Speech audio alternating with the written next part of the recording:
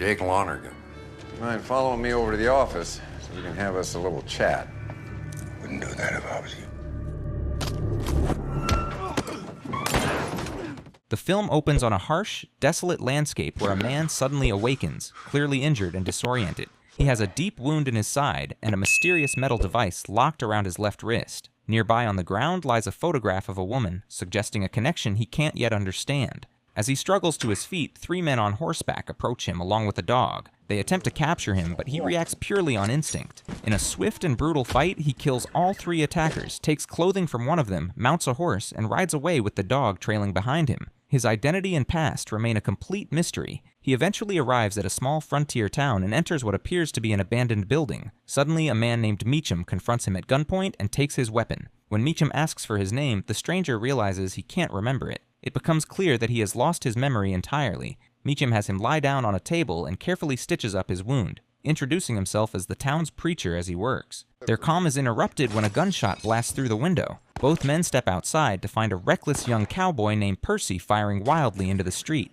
The saloon owner, Doc, and his wife Maria rush outside, with Doc angrily confronting Percy for his dangerous behavior and for constantly skipping out on paying his bar tab. Percy mocks him, calling him closer and knocking his glasses onto the ground in a humiliating display. Before the situation escalates further, Meacham calmly steps in, retrieves Doc's fallen glasses, and helps him back up. Percy finds the entire thing amusing and sarcastically starts collecting money for Doc. When he approaches the stranger in an aggressive manner, the man reacts instantly, kneeing Percy hard and sending him doubling over in pain before shoving him to the ground and walking away without another word. From a nearby alley, a woman named Ella watches the scene closely, noting the stranger's skill and restraint. Humiliated and furious, Percy pulls out his gun and threatens to shoot, but instead fires recklessly and strikes a deputy in the shoulder. At that moment, Sheriff John Taggart rides into town and puts an immediate stop to the chaos. Declaring that Percy has finally crossed the line, Taggart arrests him and throws him in jail. Nat, a Native American who works for Percy's powerful father, promises to report the incident. The story then cuts away to a quiet cattle camp where 3 men sit drinking coffee near a fire. One of them, Roy, walks to the river to relieve himself when a sudden, violent explosion throws him into the water. When he crawls back out, he finds the other men dead, the cattle slaughtered, and the surrounding land engulfed in flames. Back in town, Sheriff Taggart prepares to send Percy to Santa Fe for trial. While going through paperwork, he notices a wanted poster and finally identifies the stranger as Jake Lonergan. Later, inside the saloon, Jake sits drinking whiskey when Ella approaches and questions him about the strange device on his wrist. Taggart and his deputies arrive and order Jake to come with them. When one man draws a gun, Jake swiftly disarms everyone without firing a single shot. Just as he regains control of the situation, Ella strikes him from behind, knocking him unconscious. While unconscious, Jake experiences disturbing visions. He sees a small, isolated cabin and a woman he instinctively recognizes as his wife, Alice. The images flash rapidly, gold coins spread across a table, a terrifying alien creature, and groups of people staring upward as if hypnotized. Jake suddenly wakes to find himself locked in a jail cell beside Percy. Percy rambles aimlessly, mocking him until Jake loses patience and knocks him unconscious with a single blow. Elsewhere, at the destroyed cattle camp, a powerful rancher named Woodrow Dollarhide interrogates Roy, demanding to know what happened to his men and livestock. Roy struggles to explain the devastation. Nat arrives with another rider and informs Woodrow that Percy has been arrested in town. Furious and unmoved, Woodrow orders Roy tied to a horse and dragged away into the darkness as punishment. Woodrow then gathers his men and rides toward town to reclaim his son. Back at the jail, Sheriff Taggart loads Jake and Percy into a wagon bound for Santa Fe. Before departure, Ella approaches Jake through the bars, trying to speak with him, but he coldly tells her to leave. Just then, Woodrow and his men ride in, demanding Percy's release. Before the confrontation can escalate, strange glowing lights suddenly appear in the sky. The lights descend rapidly, revealing alien spacecraft that begin attacking the town. Buildings are torn apart, cables shoot down from the ships, and people are yanked screaming into the air. Jake's bracelet suddenly comes alive, glowing and vibrating. Maria is captured before Doc's eyes, and Taggart himself is pulled into the sky. As chaos erupts, Jake raises his wrist and fires the bracelet, blasting the back of the wagon open and escaping. Woodrow frees Percy, but moments later, Percy is seized by a cable and dragged into the spacecraft. As one of the ships turns back, Jake aims the bracelet and fires, shooting it down in a fiery crash outside town. Jake and Woodrow cautiously move toward the wreckage of the downed spacecraft, weapons ready, but when they reach it, they find the interior completely empty. Their search is interrupted by a woman's scream nearby, drawing them toward a nearby building. Inside, they glimpse a strange, fast-moving shape darting past a window. Nat examines the ground and discovers unfamiliar tracks, confirming that one of the creatures is still loose. Woodrow urges Jake to help him track the alien and rescue the captives, but Jake refuses and rides away, unwilling to get involved. By morning, Jake is already heading out of town when Ella quietly follows him. Meanwhile, back in town, Meacham delivers a sermon to the shaken survivors as Doc works tirelessly to treat the injured. Jake eventually catches up to Ella and forcibly pulls her from her horse, demanding to know why she won't stop following him. At the same time, Woodrow gathers his men and prepares a search party to hunt down the aliens. Doc insists on joining them to find Maria, and Emmett rides along with the dog close behind. Jake rides alone to a small, isolated cabin with a massive hole torn through the roof. Inside, memories flood back. He recalls showing his wife gold coins moments before a beam of light tore through the roof and abducted her. Shaken, Jake rides away from the cabin. Not long after, Woodrow's group catches up, and Jake silently turns around and joins them. As night falls and rain pours down, the group takes shelter inside an overturned riverboat. Tensions rise as Woodrow speaks harshly to Nat. Nearby, Meacham teaches Doc how to handle a rifle. Jake speaks quietly with Ella when his bracelet suddenly begins to glow, signaling danger. Without warning, an alien bursts into the camp and attacks. Emmett hides as chaos erupts. Meacham fires at the creature, but is overpowered and killed while trying to protect the boy. By morning, Nat once again discovers fresh alien tracks. After laying Meacham to rest, the group sets out, following the trail into a narrow canyon. Suddenly, armed men emerge from hiding and surround them. One of the attackers, a man named Hunt, recognizes Jake and calls him their former leader. Realizing his memory is returning in fragments, Jake plays along, acting as though he is fully aware of the situation. They are taken back to the Outlaw camp, where a man named Pat declares that he now runs the gang. Pat humiliates and beats Jake in front of the others, believing him powerless. Without warning, Jake activates the bracelet and fires, killing Pat instantly. He orders the gang to drop their weapons, and he and Woodrow ride away as the bandits give chase. Their pursuit is cut short when alien spacecraft descend and massacre the gang, allowing Jake and the others to escape. As they flee, one of the ships fires a cable that snatches Ella into the air. Jake immediately rides after it, leaping onto the damaged craft as it flies low through a canyon. Over a lake, Jake fires the bracelet into the ship, causing it to crash into the water. An alien emerges and violently throws Ella aside, but Jake quickly turns and kills it with the bracelet. Ella is gravely injured. Moments later, Woodrow and the others arrive. Before they can react, a group of Indians surrounds them and takes them captive. The group is taken to the Indian village where the tribe places Ella's seemingly lifeless body, wrapped in cloth, onto a massive funeral fire.